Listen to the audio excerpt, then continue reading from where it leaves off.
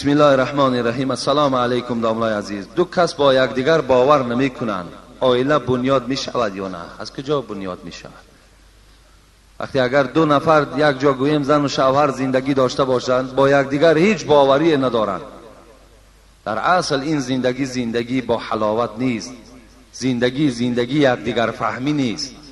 اگر تا در زندگی ما و شما با یکدیگر زن با شوهر معامله نداشته باشد، با یکدیگر رفت و آمد نداشته باشند، با یکدیگر گویم همنشینی نداشته باشند، با یکدیگر مصلحت نداشته باشند، بلکه از یکدیگر گویم باوریشان نباشد، این حالت در این عائله بنیاد نمی شود، بلکه خطر هم دارد، حتی ضررش به همون فرزندای ما و شما هم می رسد. می گویند که دوست داشته نگیرید که در عائلتان دائم جنگ و جنجال است. بخت سفید را نمی بینید، ناگشته گیری به قدرت می رسد. راست است یا نه؟ در اسلام ما و شما گشتن گفتگی وجود ندارد. مثال تو گشتگی بگیری عائلت مثال سیاه می شود و ناگشته گیری عائلت خوب می شود. از روی گویم جمله بسیار جمله خوب. در اصل اگر ناگشته گیری مقصد از حرام های پروردگار که دور هستی، انشاءالله شاید زندگی خوب باشد. لیکن وقتی تو میگردی مقصد در بین شما نکاح نیست، شما یک جای می نشینین، یک جای سلام میکنین، یک جای دست در گردن یکدیگر می اندازین و دیگر معامله ها را وقتی که شما انجام میدهین، البته این زندگی شما زندگی تلخ می شود، زیرا شما از اول حیاتان از حرام کرده های پروردگار شروع کرده بودین. از این خاطر البته این در حیات شما شاید خطر داشته باشد. در اسلام نگاه کردن زن گناه نیست، اگرچنده که اگر یک 15-20 ساله ها پیش گیریم، مثال ما و شما را نادیده زن میدادند، همون پدر و مادر میدید میآمد میگفت که بچم دید معقول است، تمام همون نکاح کرده میدادند. لیکن از روی شریعت این خطا هست. باید که جوانی زنگیر باید که همون زنی را که در نکاحش می‌درآورد حقوق دارد که حسن او را نگاه کند، حقوق دارد که گبزنی او را گوش اندازد. زیرا وقتی که نزد رسول اکرم صلی الله علیه و سلم آمدن گفتند ما می‌خواهیم از زنهای مدینه زن گیریم، حبیب خدا گفت به زنهای مدینه نگاه کنید که آنها در یک چشمشان خال دارند، شاید به شما معقول میشوند یا نمیشوند.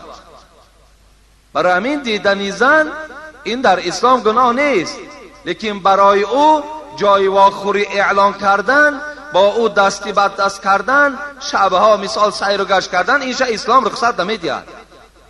شاید که تو ویا نکاح کرده نگیری، با او 1 ماه گشتی، 2 ماه گشتی، 1 سال گشتی، همون دختر را بدنام کردی، او دیگر ویا کسی ویا خواستگاری نمیکند. از این خاطر در اسلام گشتن گفتگی این حرام است، درست نیست خواهر عزیز. برای این بهترین صورتش همین است که اگر میخواهید کدام شخصی را که میگیرین، شما حقوق دارین که به حسن او، به رفتار او، از احوال او پرسین که اگان گویم گرچیک و بنگی نباشد. این امروز مثال بسیارش نمیبینن، بیچاره میگیرن میبیند که یک بنگی هست یا میبیند که گرچیک است، همون گرچیکایی که ما و شما میگوییم. برای همین البته این چیزم باید جستجو کردن در کار، تا که حیات این حیات است. این دختر ما 16 سال 17 سال پرورش کردیم به خاطر که این شوهر خوب دهیم. ما مسئولیم در این، ما صاحب داماد خوب شویم، صاحب داماد شویم که فردا خانه او در آمده از دسترخوان او 1 پیاله چای خوریم، صاحب نبیره های خوب شویم که اون فردا این نبیره ها در حق ما دعاگو شوند.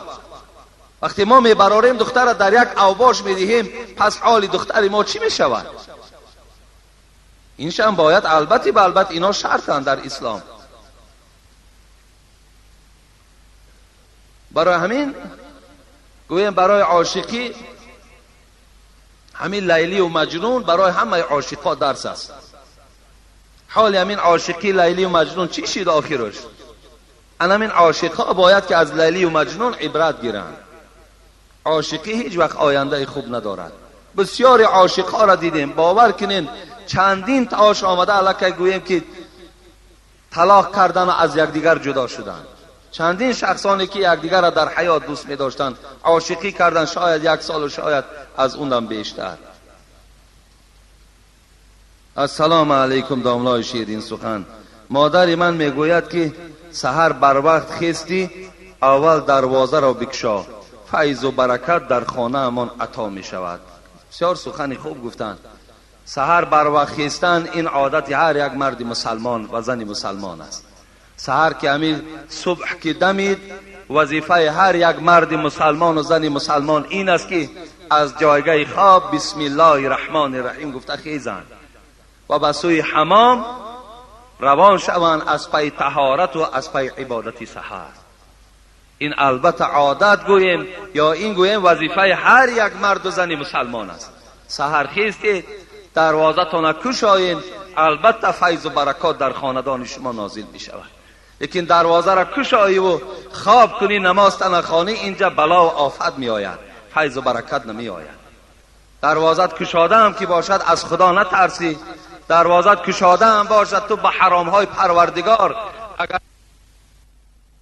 اطاعت پروردگارش باشد.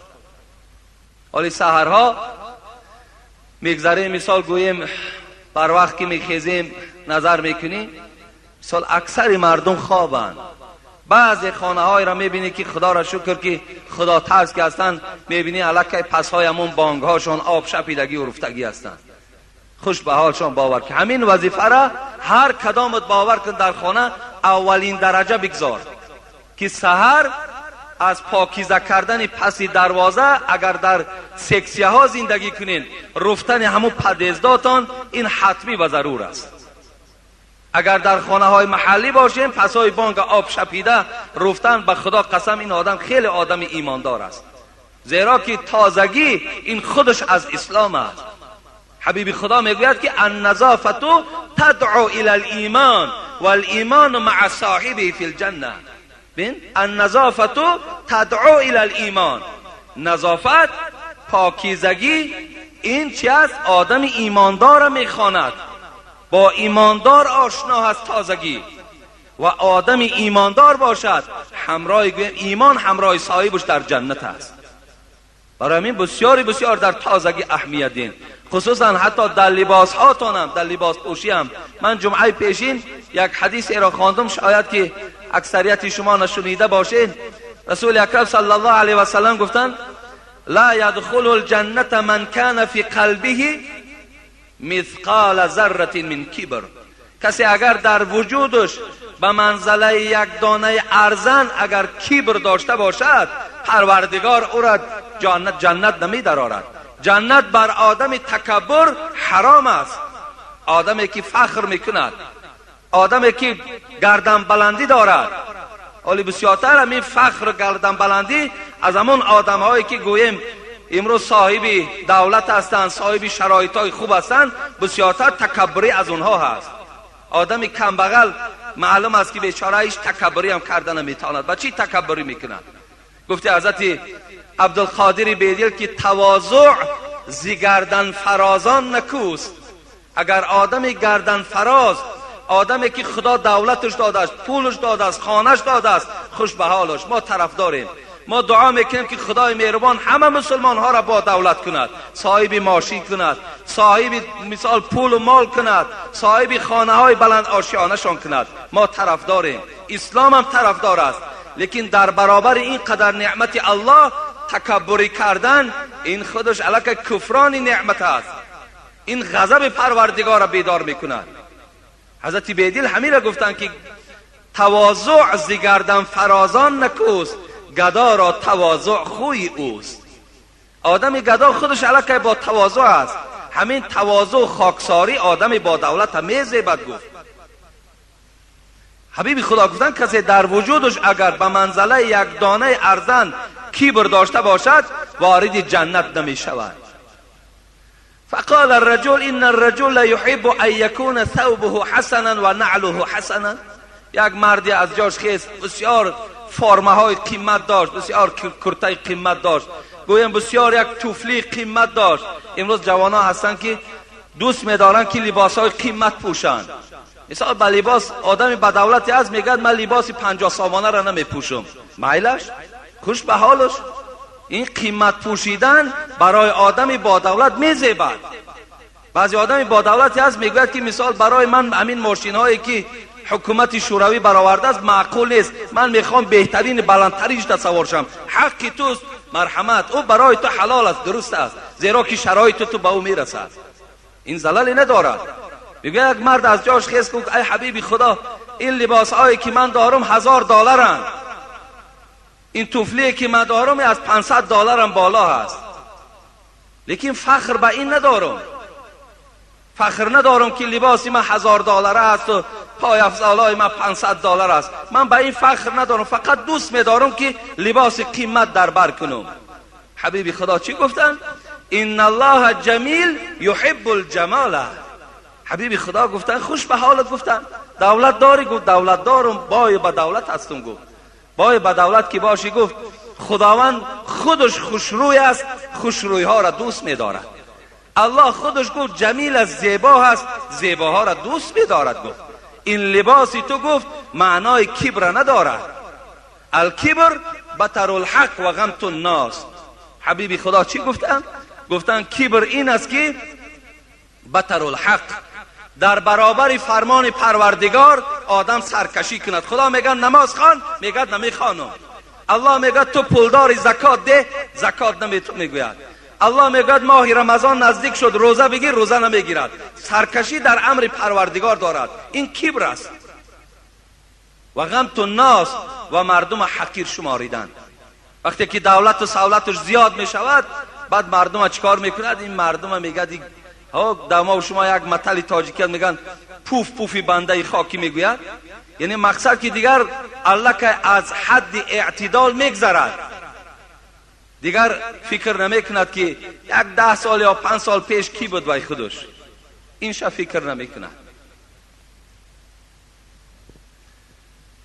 برای همین پاکیزگی این از ایمانداری هست.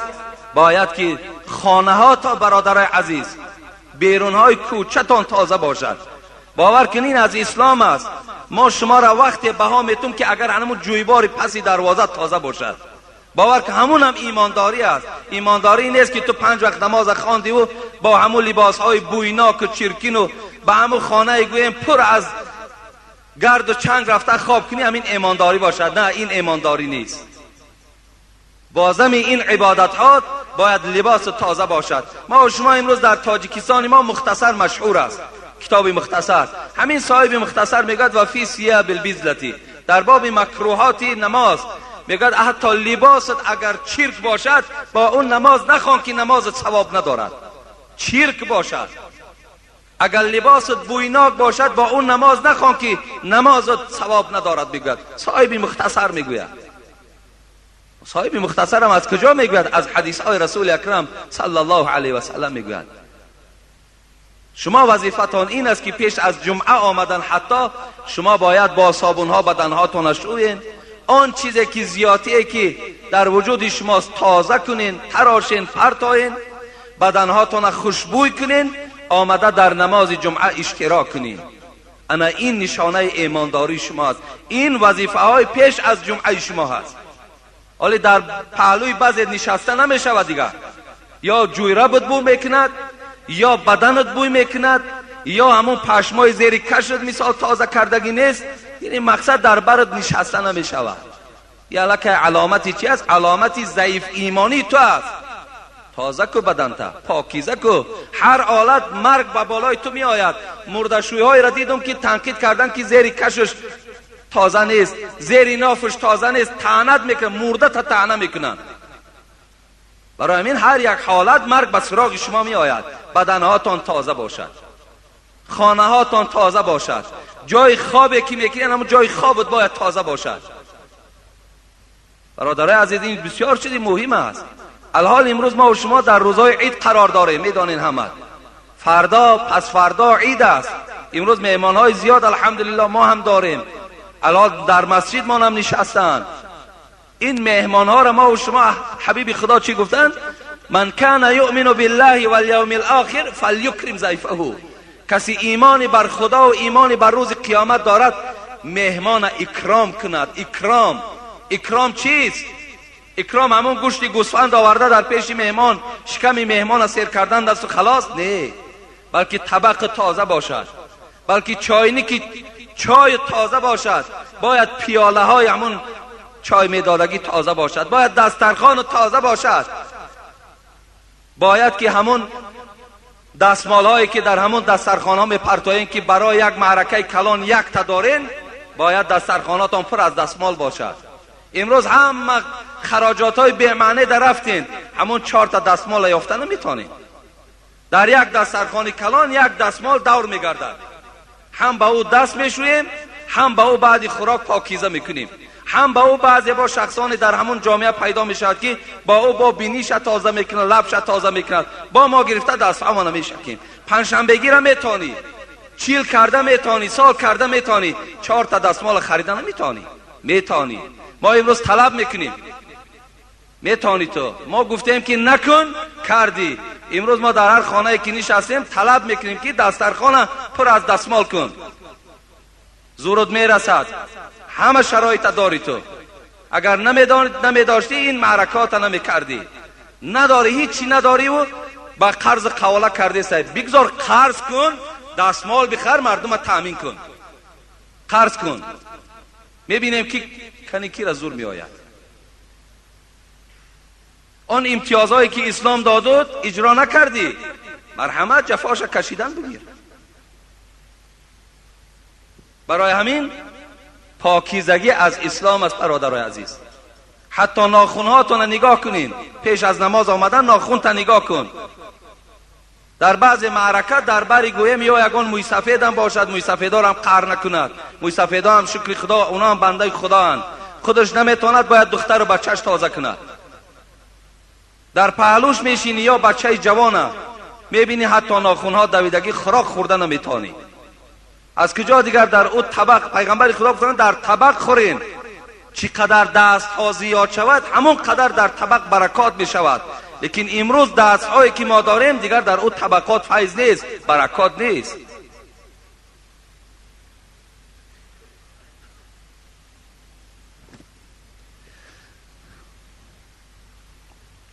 السلام علیکم و رحمت الله و برکاته. داملای شیرین سخن میگویند که پوست تخم را نجوقین که 40 روز غمدار میشوید. اینا دروغ هستند. اینا از همون خرافات های هستند که ما دائم در اطرافش صحبت میکنیم که در روز جمعه غسل نکن که مثال فلان فلان میشوی گفته بود. حالا یک جوان تمام فراموش نمیکنم، همون جوان بچه های با عقل و خیلی که از مسئله ها خیلی دور هستند، همین تای پاتا میگوید داملا اگر خف کنی در جنت میلش بی.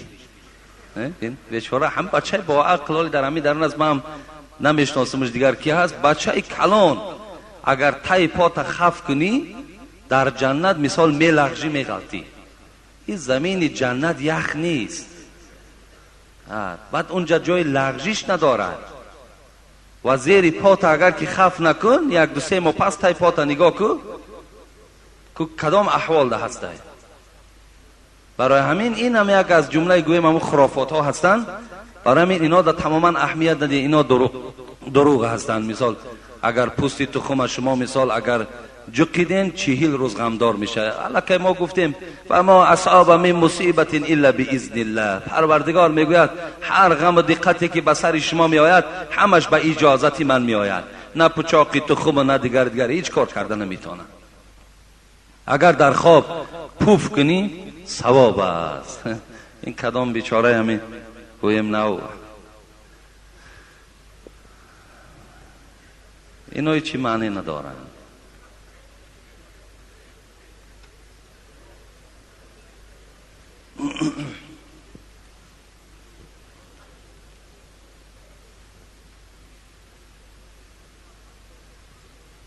بسم الله الرحمن الرحیم. سلام داملای بزرگوار و دعوتگری راه حق حاجی مرزا. ما یک گروه سوداگران بازار سلطان کبیر و شما احترام بسیار قائلیم و از دوشنبه برای نماز جمعه و پرسیدن چند سوال از شما به اینجا آمدیم. التماس با این سوال ما جواب دهید. یکم دشنام دادن چه حکم دارد؟ بعضی ها به هم شوخی میکنند و همدیگر را دشنام میدهند. بیشتر مادران همدیگر را دشنام میدهند. عاقبت کار این گونه افراد چیست؟ چگونه عذاب منتظر اینها هست؟ یک سوال بود از برادرایی که سلطان کبیر کار میکنند. السلام علیکم ایشان حاجی میرزا، هزار شکر به سوی خدا که چی بهبودی های در اخلاق ما جوانان پیدا کرده ای و ما جوانان کولاب که در اکثر جایها می نشینیم در حق شما دعا میکنیم و از شما با یک خواهش که امروز جوانان زبان دشنام کننده دارند، یگان نصیحت بر این جوانان و دیگر شخصانی که از پیر و جوان، زن و مردی که دشنام میدهند میگفتید. ان شاء الله سخن شما به تاثیر نمیماند. یک گروه بچه های شهر کولاب. این سوالم گویم که از هم بچه های کولاب و هم از سوداگرهای شهر دوشنبه آمده است در باب دشنام دادن. جوانای عزیز، در اصل من در این یک خطبه در این اطراف این موضوع صحبت کرده بودم، لیکن باز میگویم که حبیب خدا گفتن المسلم من سلم المسلمون من ید و اللسان. حبیب خدا مسلمان نشانش گفتن. مسلمان کیست؟ حبیب خدا گفتن مسلمان آن کسی هست که از دست و زبان او کسی آزار نمی‌یابد. مسلمان کی بوده است؟ کسی که از دست و زبانش هیچ کس آزار نیابد. نه به دست نه به زبان کسی را آزار نمیدهیم. این علامت آدم مسلمان بوده است. آدمیت چیست؟ خود را دور از شر داشتن. شیخ سعدی آدم بیان کرده ایستاد است. آدم کیست؟ آدمیت چیست؟ یا آدمیت کیست؟ خود را دور از شر داشتن، خیرخواه خلق بودن، نفع بیزر داشتن. حضرت گفتن آدم آن کسی هست که از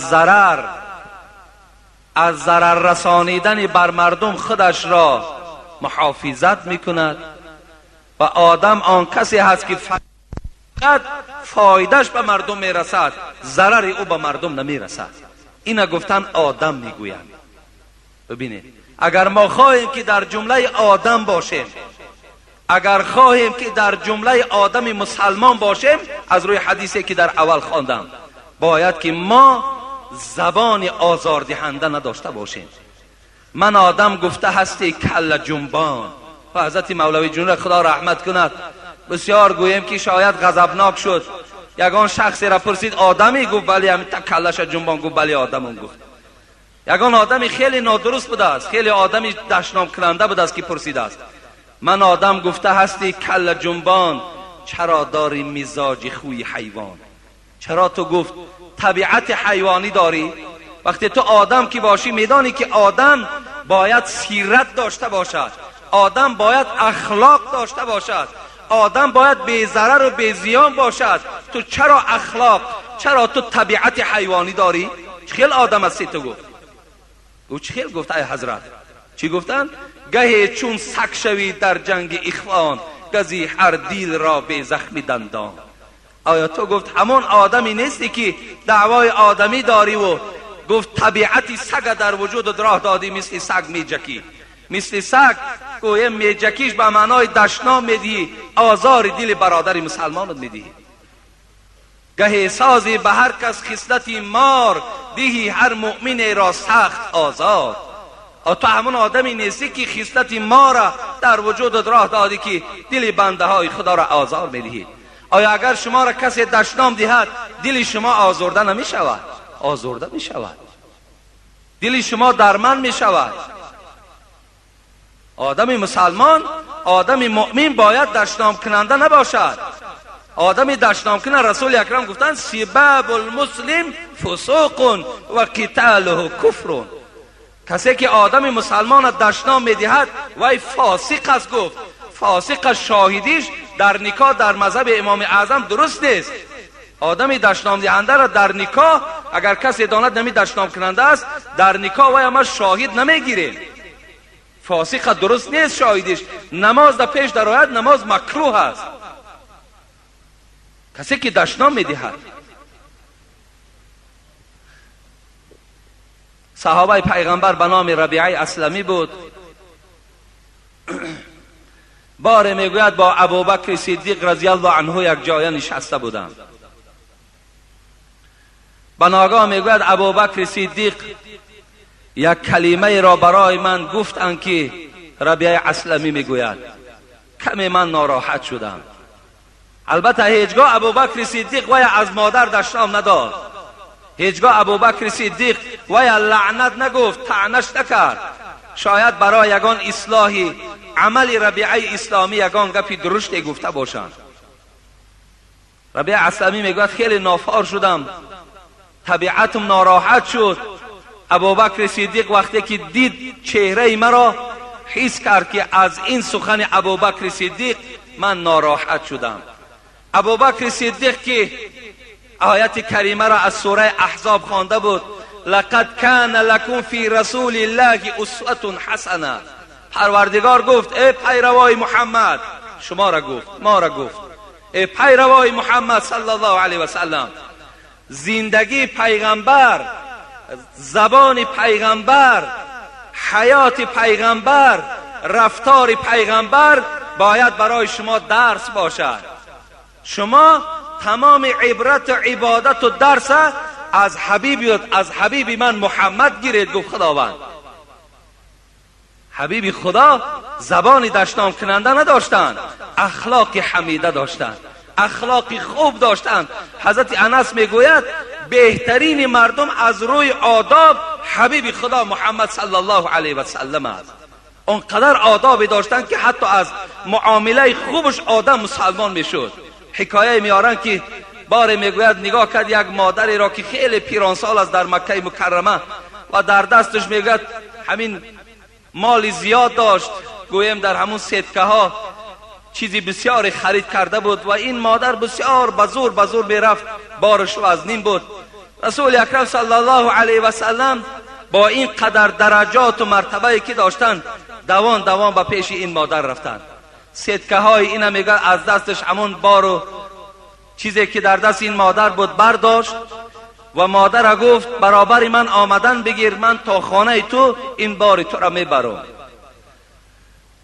این کمپیر میگوید این مادر برابر محمد صلی الله علیه و سلم قدم میزد. وقتی در اثنای راه این مادر چی گفت؟ گفت ای جوان، گفت میدانی که در مکه مکرمه یک جوان برآمده است به نام محمد، نشناختن که این محمد است، به نام محمد برآمده است و دعوای پیغمبری دارد. بچم گفت اصلا در دین وی داخل نشو، وی دین پدر و مادر ما را گفت بیکار میکنه. رسول اکرم صلی الله علیه و سلم در برابر این سخن مادر چی گفتن؟ گفتن ای مادر، گفتن همان محمدی که تو میگویی که دین وی دین ناحق است، در دین او داخل نشو، همون محمد من هستم. گفت این مادر گفتن تو هستی؟ گفت بله من هستم. گفت اگر همون محمد تو باشی و این اخلاق و این رفتاری که از تو میبینم، قسم بر خدای تو که من به تو ایمان آوردم.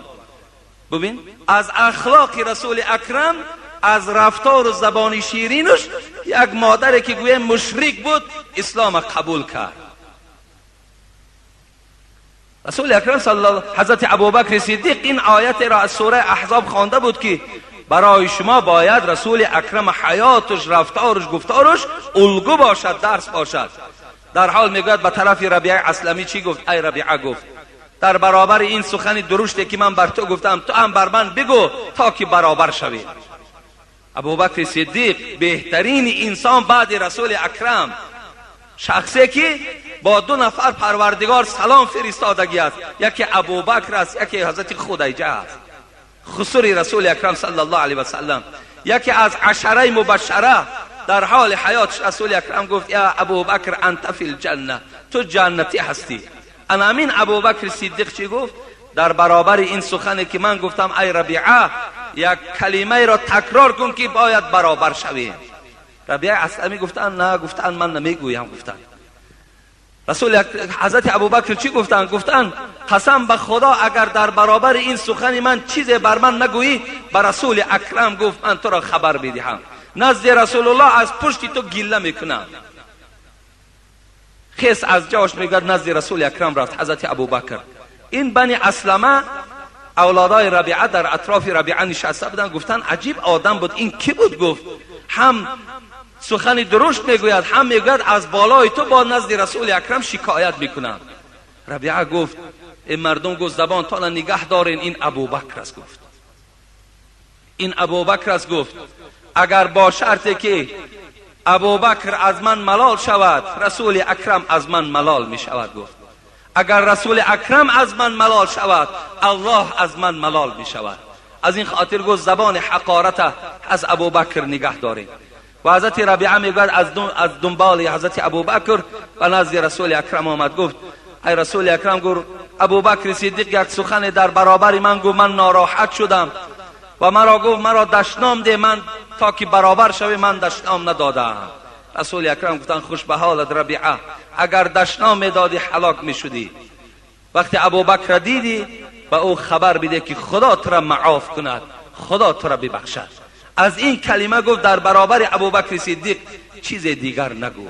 ببین معامله ابوبکر صدیق در برابر یک کلمه که با ربیعه اسلمی گفت که وای در قدر و در منزلت از ابوبکر صدیق پس بودند، لیکن حضرت نخواستند که بالای او چی شود؟ بالای او قصاص در روز قیامت شود. در برابر من دشنام ده. همین آدمایی که امروز دشنام میدهند، کدام او همین معامله ابوبکر صدیق کرده میتوانند؟ هیچ کدامشان کرده نمیتوانند. برعکس ما در دشنام دادن من باز تا چند گوییم که جسور میشیم، غیرت میشویم، باز در کار شود میگوید خوبش کردیم، خوبش کردیم. نمیدانیم که روز قیامت وای بالای ما دعوا میکند، وای حسنات و نیکی های ما را میگیرد. این ما و شما نمیدانیم. برادرای عزیز، این دشنام دادن هم نشانه ایمانداری نیست. من این جواب انشاءالله جمعه آینده باز کاملتر به سمع شما میرسانم. الحال انشاءالله اینجا برادرایی که خیر احسان کردگی هستند و اینجا نامهاشون آمدگی میخوانیم، دعا میکنیم و بعد جمعه شروع میکنیم.